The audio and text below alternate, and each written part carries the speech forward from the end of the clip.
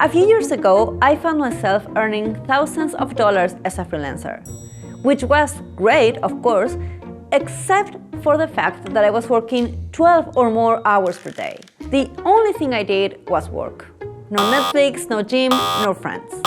I even ate in front of the computer.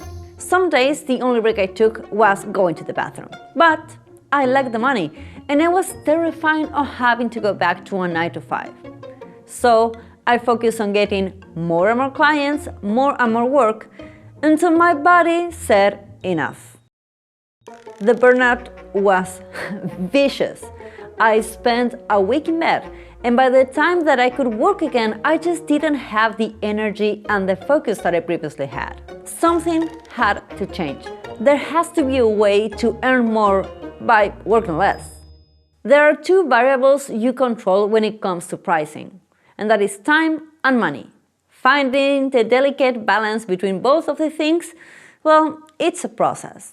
As a newbie freelancer, I only knew how to charge per hour.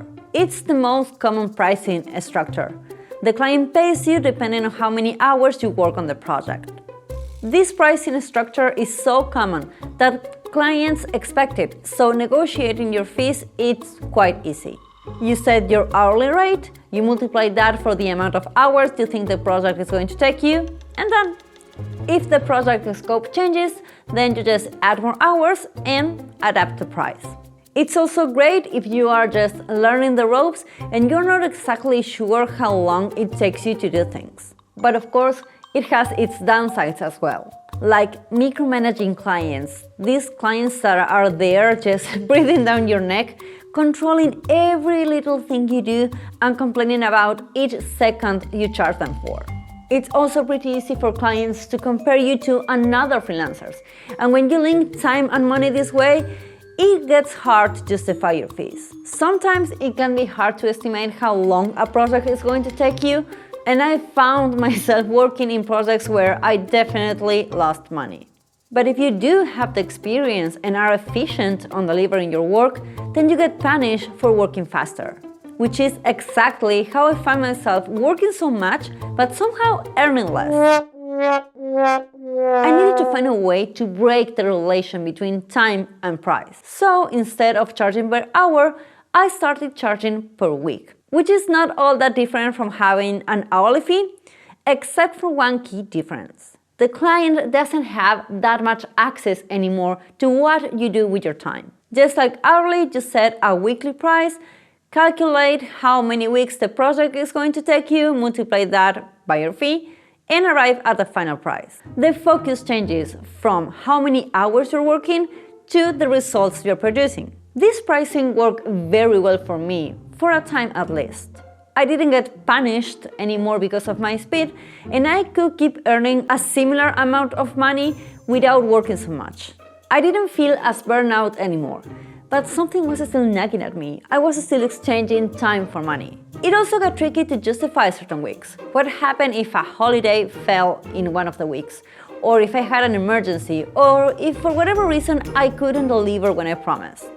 Did I charge the client for those weeks? Did I eat the cost myself? How could I even separate more this time and money thing? What would happen if I only focus on the final result? That's when I started working for a fixed fee per project. Instead of focusing on how much time I worked, I only focused on the final deliverable for the client. The time you spend working on the project has nothing to do with the final result the client is going to get. You completely break the time-money link. It doesn't mean that you have infinite time to deliver the results, of course, just as the client is not privy anymore to how much time you spend to provide that result. This means more flexibility and not having to justify working or not over holidays, emergencies, or whatever unexpected circumstances you find yourself in. If it's a big project, you can work at milestones with the client and get paid per each milestone. Or maybe you'd rather be paid with the final delivery. Or you can work out a percentage of the payment beforehand, which is something that you should do regardless of pricing structure.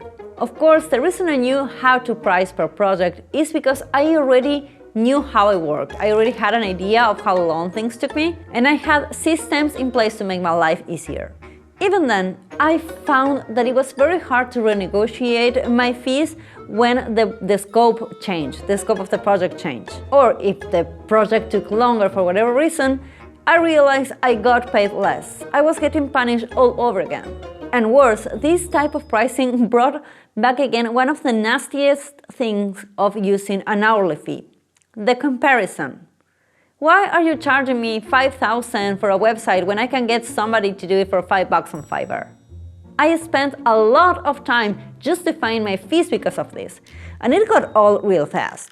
I wanted to get time back for myself, not to spend it trying to explain clients the difference between a $5,000 website versus a $5 website. In other words, people were annoying and I just wanted to get paid without much fuss. This wasn't working. Instead of time and money, now I had to break the link between money and results. How could I make the clients focus on what I could do for them instead of the final deliverable?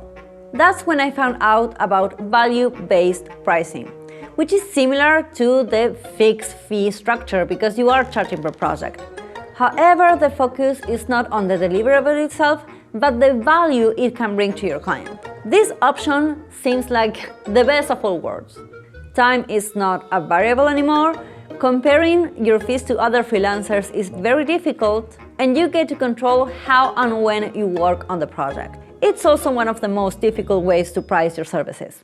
You have to have a deep understanding of how your business works, how your client's business works, what are their goals, and how you can influence those goals. Your potential client needs to be willing to discuss sensitive financial information so you can anchor your price to their goals. For this to work, you need to earn your client's trust and change a fundamental paradigm.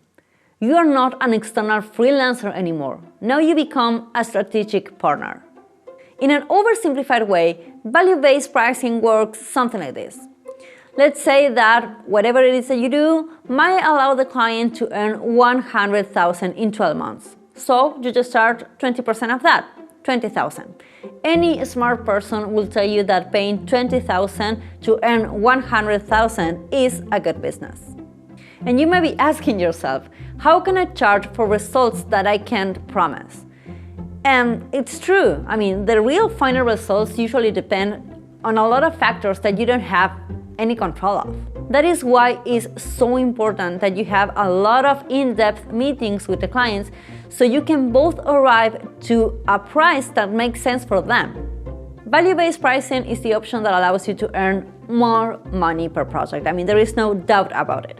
However, it doesn't apply to every single client, and it takes quite a lot of knowledge to make the key questions you need to do in order to negotiate a fair fee. And what would happen if you just mix all these pricing structures?